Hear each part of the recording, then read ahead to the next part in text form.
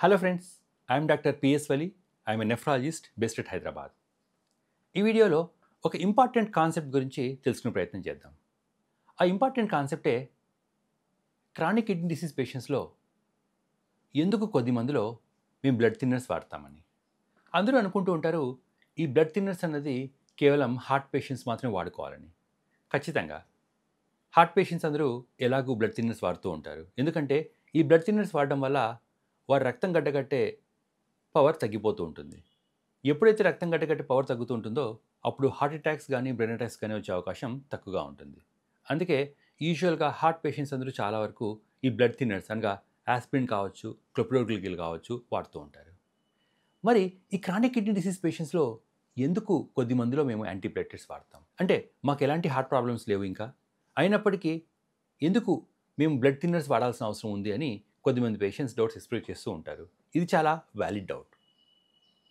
గుర్తుపెట్టుకోవాల్సిన అంశం ఏంటంటే కొద్ది మందిలో ఎస్పెషల్గా డయాబెటిక్ కిడ్నీ డిసీజ్ అంటే షుగర్ వల్ల కిడ్నీ పనితీరు తగ్గిన వారిలో హార్ట్ అటాక్స్ వచ్చే అవకాశాలు ఆల్మోస్ట్ 200 టైమ్స్ ఎక్కువగా ఉంటాయి. అందుకే కొద్దిమంది హై రిస్క్ పేషెంట్స్లో ఈ బ్లడ్ థిన్నర్స్ అనగా ఆస్పిరిన్ కావచ్చు లేక క్లోపిడోగ్రిల్ కావచ్చు మందులు ప్రిస్క్రైబ్ చేస్తూ ఉంటాం. ఎవరిలో ఈ మందులు ఇవ్వాలా, ఎవరిలో ఈ మందులు ఇవ్వకూడదు అనేది ఒక శాస్త్రీయమైన విశ్లేషణ టెక్నికల్ అనాలిసిస్ ప్రకారం డిసైడ్ చేస్తూ ఉంటాం. అంటే కొలెస్ట్రాల్ స్థాయిలు ఎక్కువ ఉన్నా, లేక ఒబెసిటీ ఎక్కువ ఉన్నా, family history of heart disease ఉన్నా, లేక మరేదన్నా అదర్ కార్డియోవాస్కులర్ రిస్క్ ఫ్యాక్టర్స్ ఉన్నా సీకేడీ పేషెంట్స్లో హార్ట్ ప్రాబ్లమ్స్ ఉన్నా, హార్ట్ ప్రాబ్లమ్స్ లేకున్నా ముందే హార్ట్ ప్రాబ్లమ్స్ రాకుండా ఈ బ్లడ్ థిన్నర్స్ వాడుతూ ఉంటారు. మరి బ్లడ్ థిన్నర్స్ వాడేవాళ్ళు ఎలాంటి ప్రికాషన్స్ ఫాలో అవ్వాలి?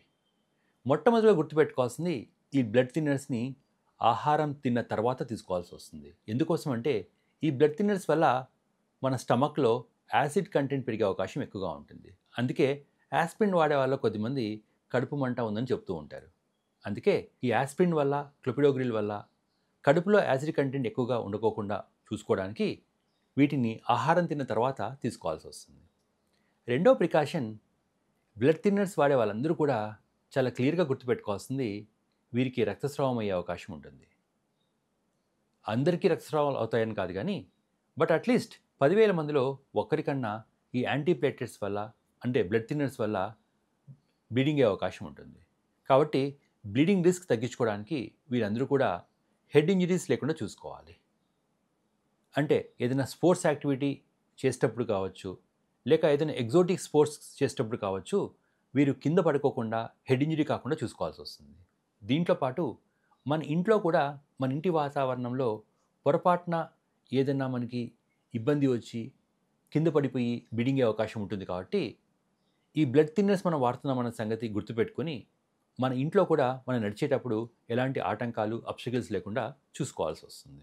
కొద్దిమంది కిడ్నీ పేషెంట్స్లో ఎస్పెషల్గా డయాబెటిక్ కిడ్నీ డిసీజ్ పేషెంట్స్లో హార్ట్ ప్రాబ్లమ్స్ ఇంకా మొదలు కాకుండా ఫ్యూచర్లో హార్ట్ ప్రాబ్లమ్స్ రాకుండా ఉండడానికి, ఫ్యూచర్లో బ్రెయిన్ ప్రాబ్లమ్స్ రాకుండా ఉండడానికి కొద్దిమందిలో యాంటీప్లేట్లెట్స్ అంటే బ్లడ్ థిన్నర్స్ ఆస్పిరిన్ కావచ్చు, క్లోపిడోగ్రిల్ కావచ్చు వాడుతూ ఉంటాం. దేర్ఫోర్ అలాంటి పేషెంట్స్ అందరూ కూడా ఈ పైన చెప్పిన ప్రికాషన్స్ ఫాలో అవడం వల్ల ఈ యాంటీప్లేట్లెట్స్ వల్ల వాళ్ళు బెనిఫిట్స్ రీప్ చేసుకొని సైడ్ ఎఫెక్ట్స్ రాకుండా చూసుకోవచ్చు.